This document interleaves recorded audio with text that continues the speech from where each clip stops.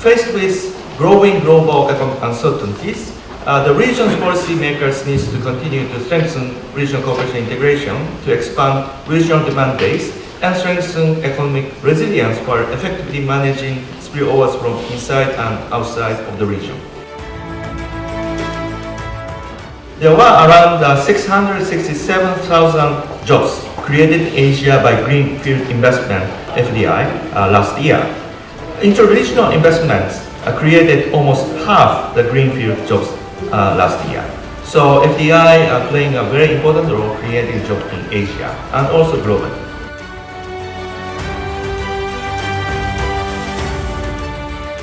In terms of cooperation, when we think about cooperation on the monetary financial front, there are really three broad dimensions. Knowledge sharing and capacity building, fairly non-controversial, mutual surveillance and liquidity assistance. The last two really go hand in hand, they are intertwined.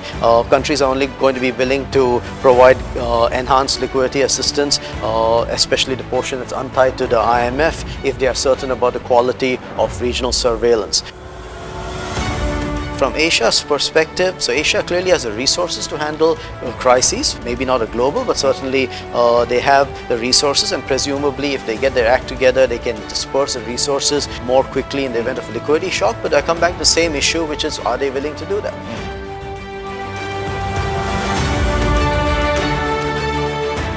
And recently the G20 Eminent Persons Group mentioned that there is no going back to the old multilateralism. There is no single conductor. There are many more orchestra in play. We need new harmony.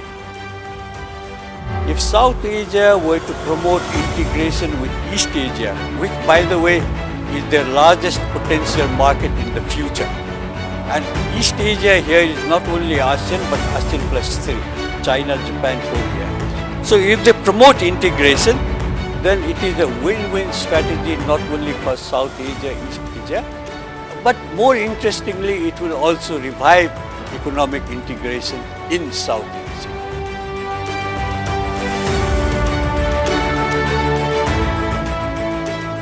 Now let's look at how have we achieved single market and production base. Everybody says, in terms of tariff removal, we've done a remarkable job. Right? Over 95%, almost 96% of intra-ASEAN tariffs are now zero.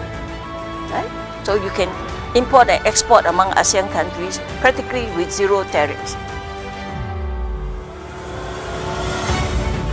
Some part of the competitive economic region is not so well developed.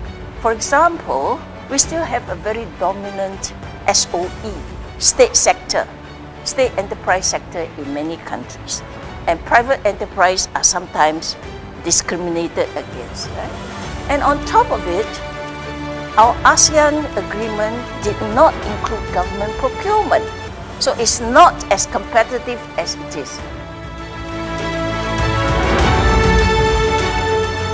On the front of trade, while there is a growing tensions among the major trade players in the world, but on the other hand, there are quite encouraging signs of many countries are getting into new FTAs between the EU and the Japan Economic Partnership Agreement and the EU, Vietnam, EU and Singapore. On the issue of the global value chain or regional value chain, I think that lowering the trade barriers, not only through the FTA, but the facilitation efforts can contribute to the forging the enabling environment for the many business and firms in the region to participate in the global value chain.